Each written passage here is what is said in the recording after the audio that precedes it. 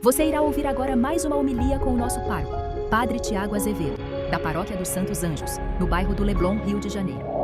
Vós me ensinais vosso caminho para a vida. Junto de vós, felicidade sem limites. Amados irmãos e irmãs, estamos vivenciando hoje o terceiro domingo desse tempo da Páscoa. A realidade da ressurreição de Cristo é algo tão magnânimo e surpreendente que os discípulos não a compreendem de uma vez só. É por isso que durante o tempo pascal, a igreja vai nos trazendo os relatos das aparições de Jesus ressuscitado, para que também nós possamos, como os discípulos, aos poucos, em nossa vida e espiritualidade, irmos também abraçando e assumindo a realidade da ressurreição de nosso Senhor. É interessante enfatizar que esse evangelho de hoje, esta aparição de Jesus aos discípulos a caminho de Emaús, ela acontece no mesmo dia da ressurreição, no domingo de Páscoa. Jesus, que vai aparecer aos apóstolos, aparece aos discípulos de Emaús que estavam a 11 quilômetros, estavam a caminho de Emaús, que ficava a 11 quilômetros de Jerusalém. Alguns fatos trazem a riqueza desse evangelho e gostaria de partilhar com vocês, concentrando-me mais no evangelho do que nas outras leituras. Notem vocês que durante todo o evangelho de São Lucas, que nós acabamos de ler um trecho, ele sempre faz questão de dizer que Jesus estava a caminho de Jerusalém.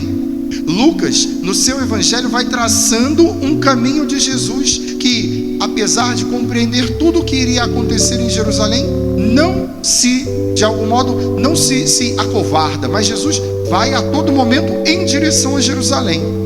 Pela primeira vez, São Lucas vai falar do caminho contrário, da contramão. Diz que os discípulos estavam saindo de Jerusalém e não indo para Jerusalém.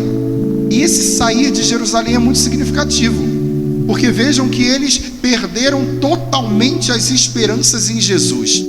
Eles que eram bons discípulos de Jesus, eram aqueles que seguiram, que viram Jesus, tanto é que eles vão dizer, ele era muito rico em palavras e obras. Nós até achávamos que ele ia libertar a Israel, mas ele morreu há 3 dias. Eles perderam as esperanças. O olhar deles, e São Lucas faz questão de dizer que eles estavam com os rostos tristes. Eles ainda estavam aprisionados lá na Sexta-feira Santa, lá na realidade da cruz. Ainda não tinham assumido em sua vida a realidade da ressurreição de Cristo. E vejamos nós que eles já tinham ouvido falar da ressurreição. Algumas mulheres foram ao túmulo e disseram que encontraram anjos e que Jesus ressuscitou, mas eles mesmos ainda não acreditavam na realidade da ressurreição. Aqui, amados irmãos e irmãs, eu chamo a vossa atenção para o que está acontecendo. Quando Jesus ressuscita, o seu corpo ressuscitado e glorioso, ele tem algumas características muito próprias do ressuscitado. Ele traz as marcas. Lembram de domingo passado, quando Jesus disse a Tomé: toca aqui, toca nas chagas, toca no meu lado, sou eu mesmo. Por outro lado, traz realidades espirituais que não são humanas, são sobrenaturais. Jesus entra no lugar em que os discípulos estavam com as portas fechadas, ele entra atravessando portas. Lembram disso? Hoje, por exemplo, Jesus aparece, mas a sua aparência está distinta. Eles não conseguem reconhecer. Eles conheciam Jesus, mas não conseguem agora reconhecê-lo naquele homem, naquele peregrino que também está com eles a caminho de Emaús. E Jesus, então, como que quem quer se aproximar, pergunta o que eles estão conversando pelo caminho. Naquela época era muito comum as pessoas irem de uma cidade para outra caminhando, 11 quilômetros caminhando, por exemplo. E era comum que nessa viagem os peregrinos faziam amizade, perguntavam e iam conversando pelo caminho. Quando a gente senta no metrô às vezes, não é? Ou está esperando o Uber e vai puxando assunto com quem está perto. É bem assim que se fazia naquela época também. Só que era uma caminhada um pouco mais longa. E Jesus vai puxar assunto com eles para compreender o que eles estão fazendo agora. O que vocês estão conversando pelo caminho? E quando eles começam a falar da sua esperança frustrada em Jesus Cristo, de quem eles eram discípulos, mas que agora essa esperança se esvaiu porque ele morreu numa cruz, nosso Senhor agora começa a fazer com eles uma catequese. Eu ouso dizer e explico para vocês que Jesus aqui vai celebrar a sua segunda missa. A primeira missa Nós sabemos que foi a última ceia na Quinta-feira Santa. Agora Jesus está como que celebrando a sua segunda missa, e eu explico. Só que é uma missa itinerante, não estática. Jesus começa na liturgia da palavra, igual nós estamos agora, lendo as escrituras e debatendo sobre elas. Jesus vai falar para eles lá do Antigo Testamento. Vejam vocês, lá em Moisés, nos profetas, olha, eles já falavam tudo o que ia acontecer com Jesus. Vocês não estão percebendo? Vocês são lentos, sem inteligência? Os profetas disseram que o Filho do Homem viria, que iria sofrer, que iria ser perseguido. O profeta Isaías falou disso. Vejam que Jesus é como o novo Moisés. Moisés lá no Antigo Testamento, no Monte Sinai, com as tábuas da lei, os mandamentos. E Jesus lá no monte, vocês lembram do Sermão da Montanha? Jesus também era como Moisés, trazendo as bem-aventuranças que são a nova lei do amor. E eles aos poucos vão compreendendo que aquele peregrino que eles não reconhecem sabe muito da vida de Jesus e consegue mostrar a eles aquilo que está acontecendo. Quando eles compreendem isso, Jesus, ao chegar onde estavam se encaminhando, Jesus vai fazer de conta que vai mais adiante para ver se eles agora já começaram a abrir o coração. E eles são tão inquietos com aquele homem que eles não conhecem, mas que falou algo que tocou os seus corações, que eles agora dizem assim: fica conosco, porque já está anoitecendo, fica aqui com a gente também, janta conosco. Vejam que um estranho, a partir da palavra, se tornou amigo. Notaram?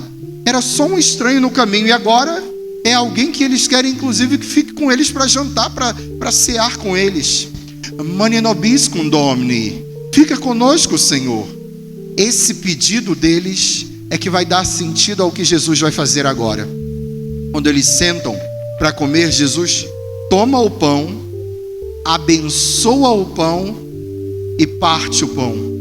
Notam esse gesto? É o mesmo que Jesus fez na primeira missa, lembram? Lá na última ceia, tomou o pão, deu graças, partiu o pão. Jesus aqui está fazendo a segunda parte da missa. Agora saiu do altar da palavra, saiu da palavra e veio para o altar do pão, da Eucaristia. E nesse momento é que tudo muda. Quando Jesus parte o pão, aquele olhar deles agora se abre, como que escamas que caem de seus olhos. Agora aquele olhar da Sexta-feira Santa, da cruz, um olhar de morte, uma visão pessimista, agora se muda totalmente. E agora sim, nosso Senhor é reconhecido por eles. Quando Jesus parte o pão, eles percebem que não é um forasteiro, não é um estranho, não é um peregrino. É Jesus Cristo que ressuscitou. Agora faz todo sentido. Amados irmãos e irmãs, notem vocês que Jesus faz isso no momento que eles pedem: fica conosco, Senhor. Vejamos nós também, de algum modo, se hoje Jesus ficasse conosco fisicamente, se hoje Jesus estivesse conosco fisicamente, possivelmente ele estaria num continente, num país. Alguns o veriam, outros não o veriam. A resposta de Jesus para esse pedido deles, fica conosco, é como que dizendo assim: eu vou ficar com vocês, mas agora eu ficarei com vocês na Eucaristia. Nesse pão que partido vocês me reconhecem, eu estarei com vocês todos os dias, até o fim dos tempos. Nosso Senhor permanece vivo, verdadeiro, presente no meio de nós, se manifestando a sua igreja por meio da Eucaristia. É assim que ele responde ao chamado deles e ao nosso chamado também.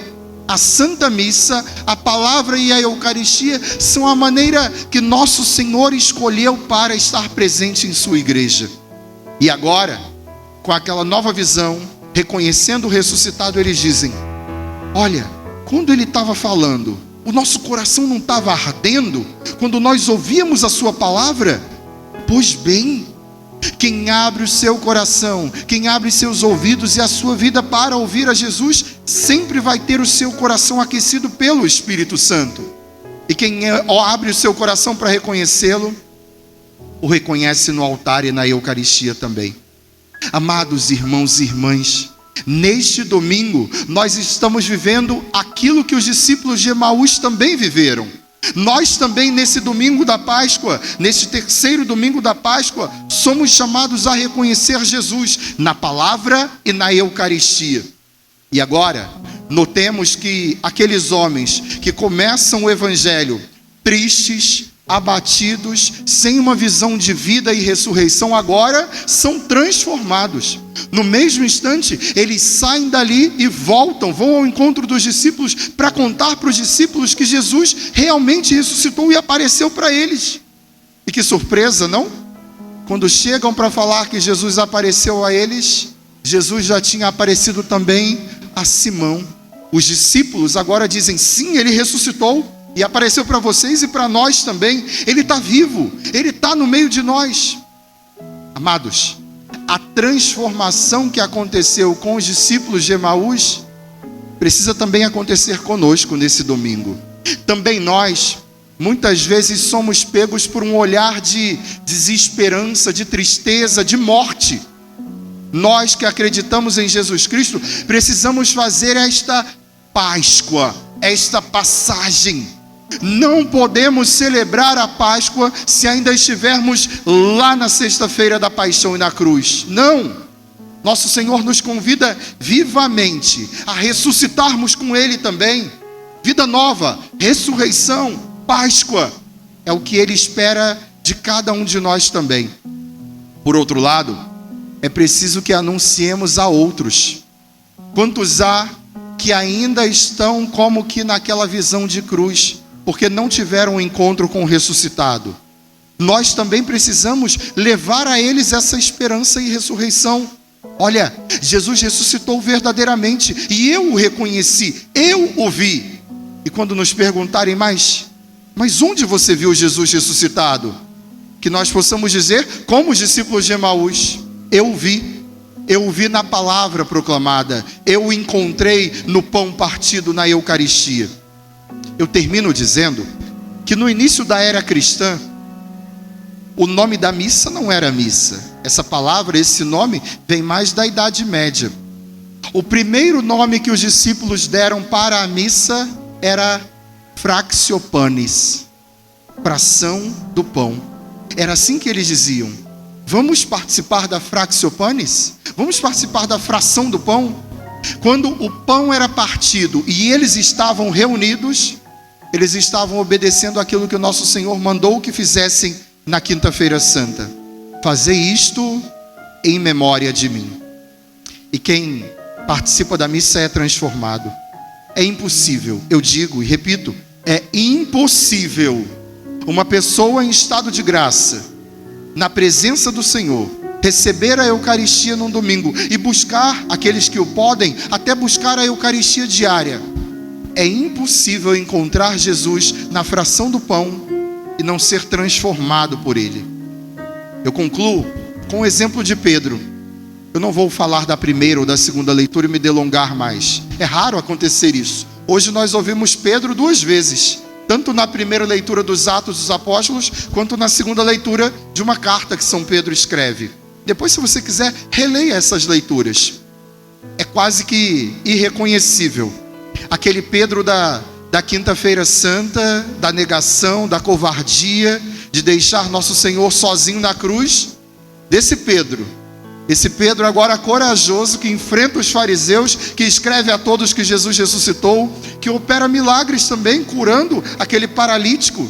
Pois bem, esse Pedro, quase que irreconhecível da Sexta-feira Santa, e agora da Páscoa, sou eu e você. Se verdadeiramente reconhecemos Jesus ao partir o pão. E nessa Santa Missa façamos essa experiência. A experiência de Pedro, a experiência dos discípulos de Emaús, e que também nós sejamos transformados de uma visão de morte para uma visão de ressurreição, de uma visão de derrota para uma visão de vitória, para uma visão de covardia e de medo do passado, para uma nova visão de coragem e ousadia no Espírito Santo. Que o Senhor nos conceda nesta semana, onde você estiver, no trabalho, na família, na vizinhança, e você, como os discípulos de Emaús, leve essa mensagem: Ele verdadeiramente ressuscitou. Aleluia. Louvado seja nosso Senhor Jesus Cristo. Um instante de silêncio, ainda sentados, meditemos sobre esse Evangelho e peçamos a graça de fazer a experiência de Emaús.